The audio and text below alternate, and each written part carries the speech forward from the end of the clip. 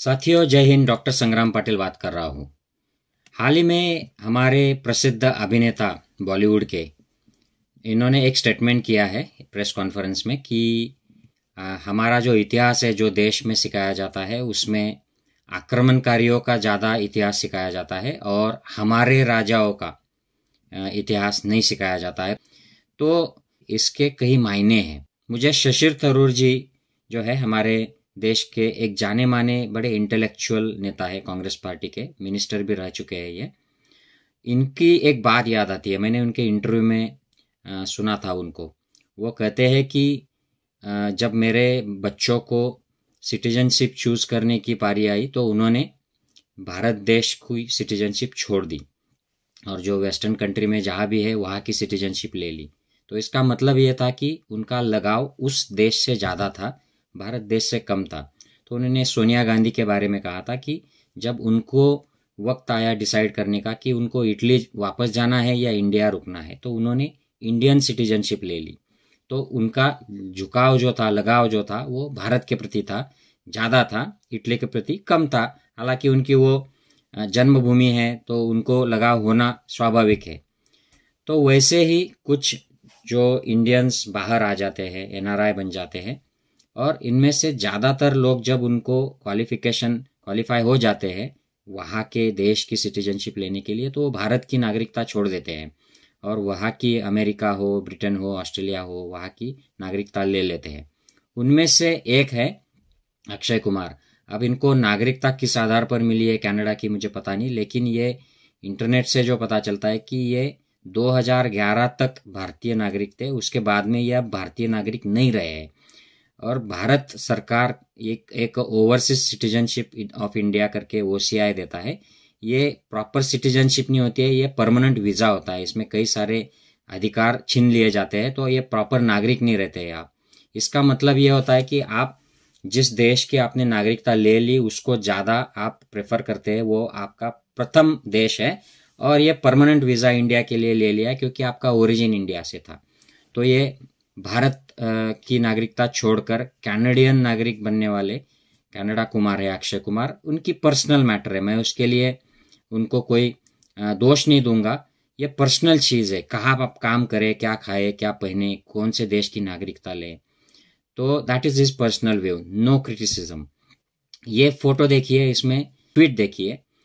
अक्षय कुमार ने ट्वीट किया है 2012 में कि ये हमको अब बाइसिकल्स बाहर निकालनी पड़ेंगी क्योंकि पेट्रोल और डीजल के दाम इतने बढ़ गए हैं कि अभी हम चला नहीं पाएंगे। तो ये क्रिटिसिज्म था मनमोहन सिंह सरकार के दरमियान। ये और एक ट्वीट देखिए, ये 2012 के जुलाई में किया है और उस वक्त पेट्रोल के दाम 62 रुपये, 62 रुपीज़ पर लीटर हो गए थे। उस वक्त क्रिटिसाइज करने वाला ट्वीट अक्षय कुमार ने किया था। हालांकि ये इसमें से ज़्यादातर ट्वीट उन्होंने निकाल दिए हैं क्योंकि अब 100 के पार हो गया है पेट्रोल, तो वो ट्वीट नहीं कर पा रहे किसी वजह से, तो उन्होंने पुराने जो ट्वीट थे वो डिलीट कर दिए। लेकिन ये सब अवेलेबल है इंटरनेट पर।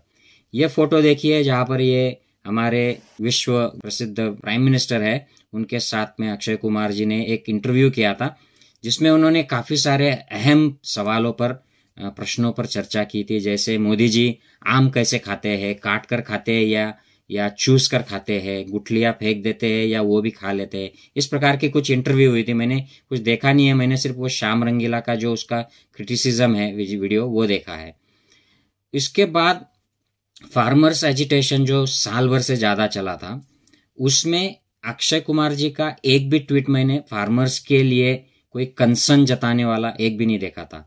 लेकिन रियाना जैसे इंटरनेशनल फेवरेट पर्सनालिटीज फार्मर्स के सपोर्ट में उतर गई, तो उसके अगेंस्ट में जो गवर्नमेंट ने, सेंट्रल गवर्नमेंट ऑफ इंडिया ने जो प्रोपोगंडा चलाया था कि हम स्टे यूनाइटेड, उसमें जो लता मंगेशकर, सचिन तेंदुलकर, अजय देवगन जैसे ये जो भक्त लोग जुड़ गए थे, उसका भी ये पार्ट बने थे अक्षय कुमार। सरकार के फेवर में आए थे, किसानों के फेवर में एक शब्द भी नहीं, लफ्ज भी नहीं बोले थे। फिर ये आर्टिकल देखिए कि अक्षय कुमार की जैसे ही मोदी सरकार बनी है तब से जो फिल्में आ रही है, ये गवर्नमेंट के प्रोपोगंडा, जो अलग अलग प्रोपोगंडा है, उनके जो कार्यक्रम है, उनको सपोर्ट करने वाली फिल्में अक्षय कुमार बना रहे हैं। इसके ऊपर यह आर्टिकल बना था। इनकी जो भी फिल्में ज़्यादातर आई है उसमें इन्होंने गवर्नमेंट की जो चीज़ें हैं उनको प्रमोट करने के लिए फिल्में बनाई है। इसका कोई भी क्रिटिसिज्म नहीं है। ये उनका पर्सनल मामला है कि वो सरकार से सवाल नहीं पूछना चाहते। अब की सरकार से उनको आम गुठलियाँ काट कर खाओ या चूस कर खाओ, या ये ऐसा किसानों के समर्थन में नहीं बोलना चाहते, सरकार के समर्थन में बोलना चाहते। और पिछले सरकार के समय ये पेट्रोल डीजल के लिए सवाल करते थे, अब नहीं करना चाहते हैं। ये इनकी फिल्में सारी गवर्नमेंट सपोर्ट में आए। और अब जो फिल्म आ रही है पृथ्वीराज चौहान जी के नाम से, जो हमारे देश के एक महान सेनानी थे, जो हम अपनी भूमि की लड़ाई के लिए उन्होंने जान दे दी थी।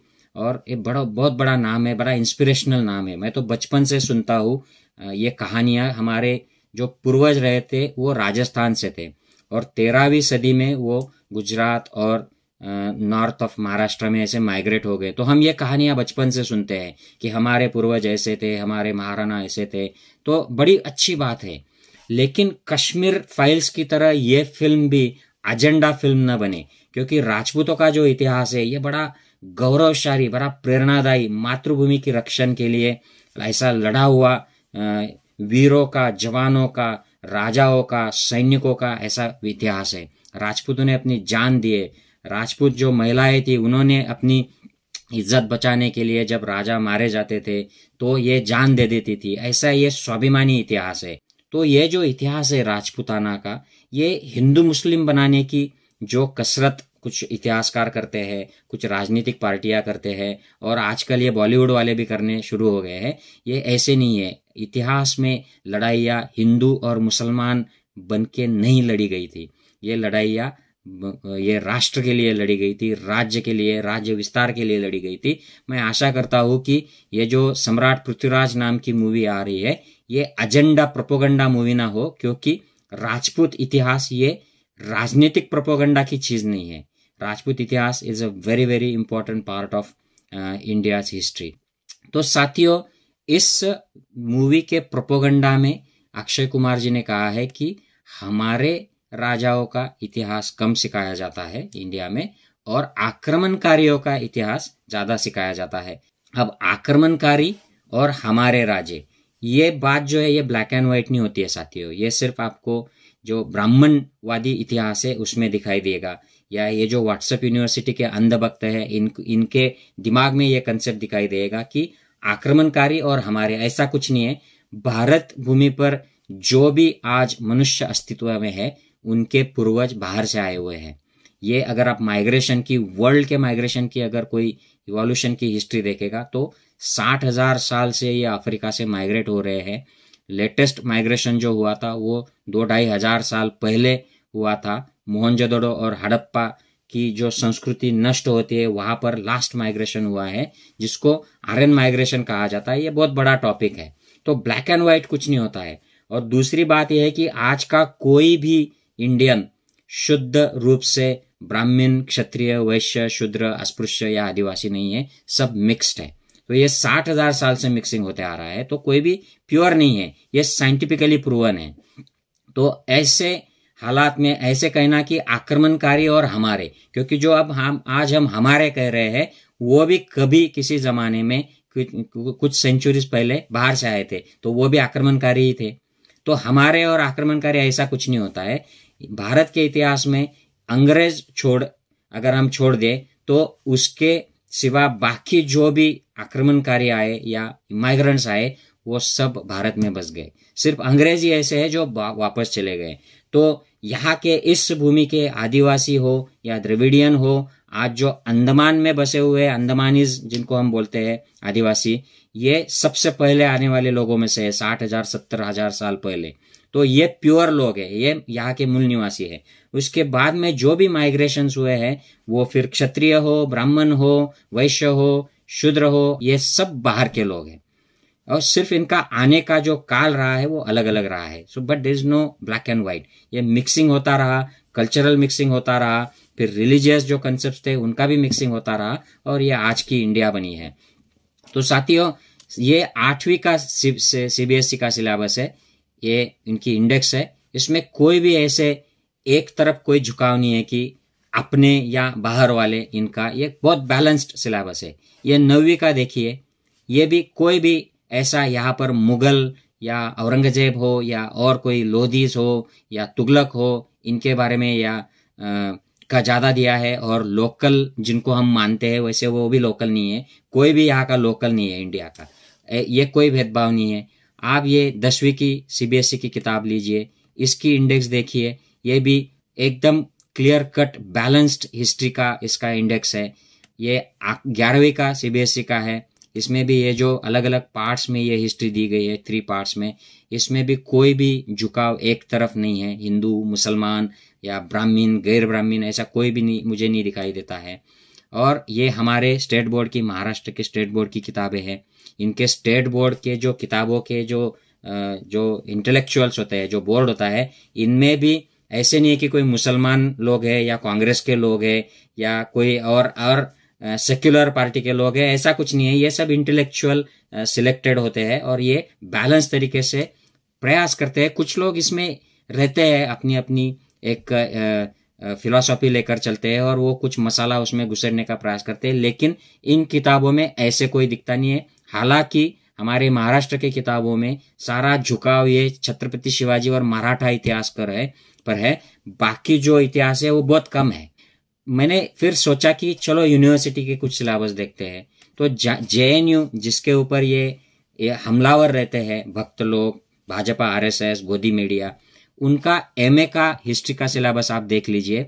ये उनके सारे सेमेस्टर्स के सिलेबस का ये ऑनलाइन अवेलेबल है, आप भी देख सकते हो। ये एकदम बैलेंस्ड है, international history, ancient history, medieval history, modern history, और इसमें उनके अलग अलग सेक्शंस है। और इन सेक्शंस में सारे राजाओं का, सारे आक्रमणकारियों का, सारे ऑलरेडी एस्टैब्लिश जो लोग हैं, इनका सारों का इतिहास है। अगर ये एक तरफा होता तो हमें वहां से आवाज सुनाई देती कि भाई राणा प्रताप जी के बारे में कुछ नहीं है और सारा आपने गजनी को अच्छा कह दिया है, राणा प्रताप जी को बुरा कह दिया है, या अकबर को ग्रेट कहा है लेकिन राणा प्रताप को अच्छा नहीं कहा है, ऐसा हमें आवाज सुनाई देता। ये कोई सच्ची बात नहीं है। मैं जो लोगों को जानता हूँ जो JNU में पढ़ते हैं, ऐसी कोई बात नहीं है। और ये हमारे पुणे यूनिवर्सिटी के हिस्ट्री के MA का सिलेबस है। फिर से यहाँ पर भी एकदम बैलेंस्ड हिस्ट्री है। मैं तो कहूँगा कि उल्टा मुसलमान राजाओं की हिस्ट्री इसमें कम दिखती है इंडेक्स में तो भी, और मैं आशा करता हूँ कि ऐसी बात ना हो, सारे राजाओं का, सारे हिस्ट्री का उसमें इंक्लूजन हुआ होगा, ऐसे मैं आशा करता हूँ। तो साथियों, ये जो अक्षय कुमार जी ने कह दी है बात, ये व्हाट्सएप यूनिवर्सिटी के जो कम दिमाग के लोग होते हैं, जिनको कुछ दिया जाता है कि ये आपको शेयर करना है, ये आपको फॉरवर्ड कर देना है, जो अमित शाह जी ने बोला था कि हम कुछ भी अगर हमारे ग्रुप्स में छोड़ देते हैं तो वो गांव-गांव तक चला जाता है कुछ मिनटों में, तो ये इसका पार्ट लगता है, इस प्रोपोगंडा का पार्ट लगता है अक्षय कुमार का जो ये कहना है।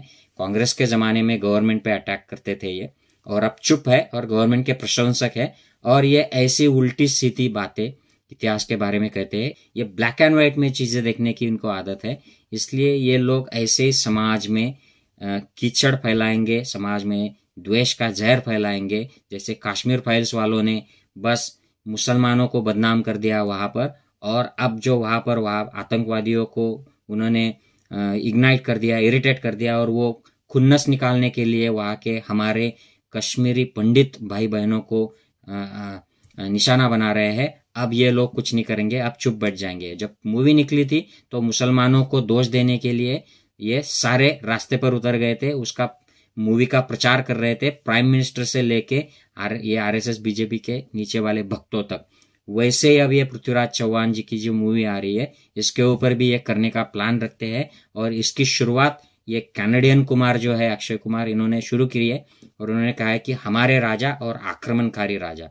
तो इनका जो टारगेट है वो साफ दिखाई दे रहा है कि हमारे मतलब हिंदू और आक्रमणकारी मतलब मुसलमान, और ये प्रोपोगंडा 2024 के लिए मूवी है, बाकी और कुछ नहीं है। मैं आशा करता हूँ कि इनको हम सारे लोग मिलकर एक्सपोज करें कि ये राजपूत इतिहास को ये BJP RSS के प्रचार के लिए, हिंदू मुस्लिम जहर फैलाने के लिए अगर ये ऐसे इस्तेमाल करते हैं तो ये बहुत गलत बात है। ये पहले ही राजपूत इतिहास को काफ़ी बदनाम कर चुके हैं, गलत तरीके से पेश कर चुके हैं। इसे हमें रोकना है और ये हमारी जिम्मेदारी है। जय हिंद, जय राजपूताना साथियों।